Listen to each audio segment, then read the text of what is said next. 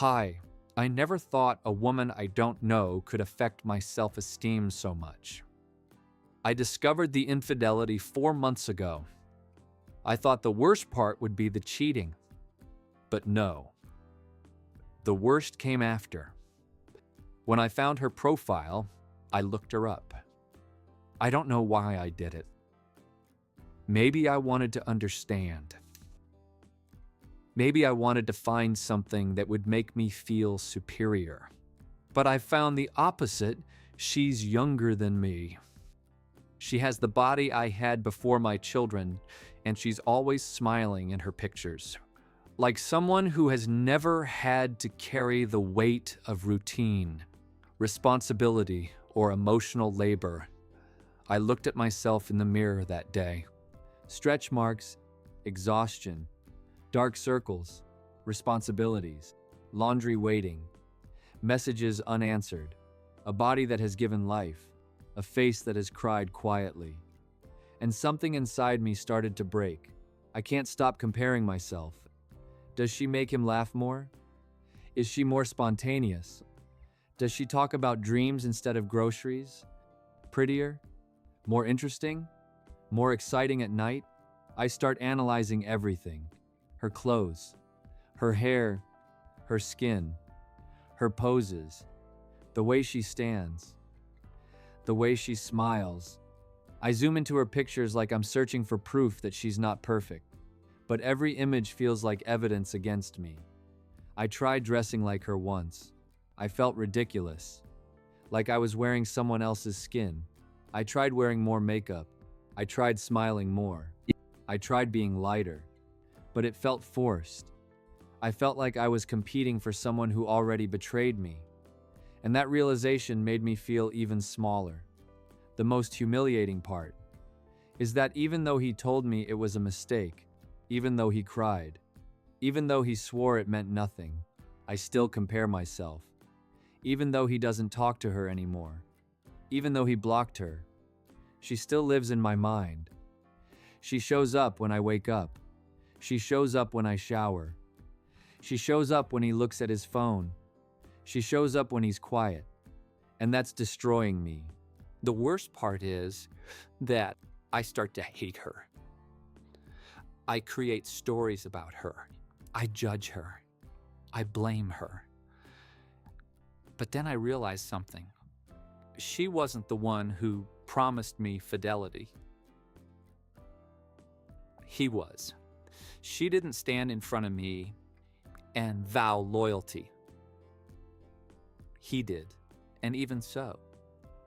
It's with her that I compute mentally. It's her states I imagine.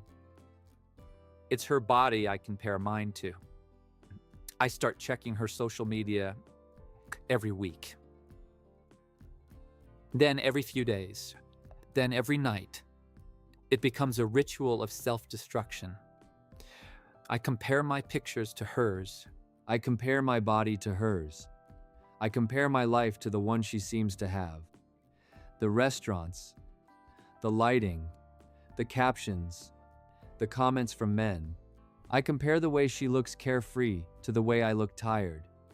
I wonder if he thinks about her when he looks at me, if he misses the novelty, if he replays memories I will never know about, if he touches me imagining her body, if he closes his eyes and sees her instead of me.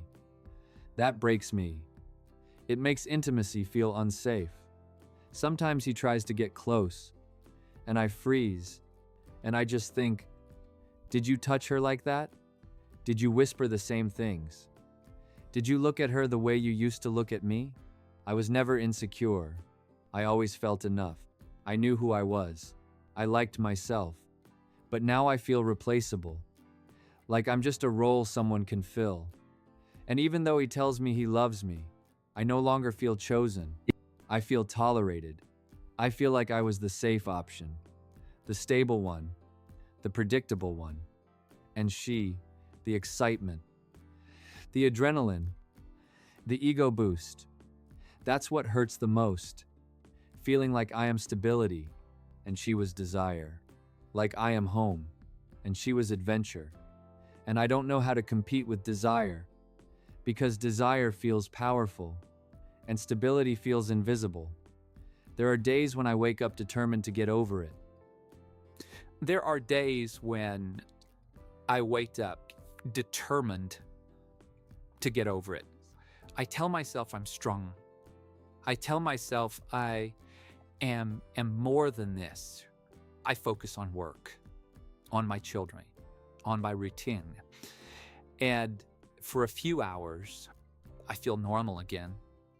And then there are days when I go to her profile and ruin all my progress. One picture, one story, one smile, and suddenly I'm back at zero. I look in the mirror and see flaws I didn't see Even when no one is before. watching. My stomach, my thighs, the lines around my eyes. I compare myself, even when I'm alone, even when he's not there, even when no one is watching. It's like her presence lives inside my head. I feel like I lost something I can't get back. The confident version of me, the woman who didn't question every glance, the woman who felt desired without asking. I used to walk peacefully. Now I scan every room. Now I measure every woman. Now I calculate ages, bodies, energy. I wonder if every woman who walks in front of him is better. If every woman is a possibility. I don't want to live like this. I don't want to compete with ghosts. I don't want my self-worth to depend on someone else's body. But I don't know how to stop. And what scares me the most to admit is that part of me feels like I lost. Even though he stayed with me. Even though he chose to remain. It doesn't feel like winning. It feels like surviving. What she's describing is one of the quietest effects of infidelity, obsessive comparison, identity fracture. Betrayal doesn't just break trust. It breaks the internal mirror. Because when someone cheats on us, the brain looks for an explanation. The brain wants control. It wants logic. It wants a reason that makes sense. And the easiest explanation is, she's better than me. If she's better, then there's a formula. If she's better, then I can improve. If she's better, then I can compete. But here's something important. Infidelity doesn't happen because someone is better, or prettier, or younger, or more interesting. It happens because of decisions, because of emotional immaturity, because of ego, because of unhealed wounds, because of boundaries someone chooses to cross. Cheating is not a beauty contest. It's a character decision. The problem is that many women turn someone else's betrayal into a judgment against themselves. They internalize it. They personalize it. They weaponize it against their own reflection. And that is devastating.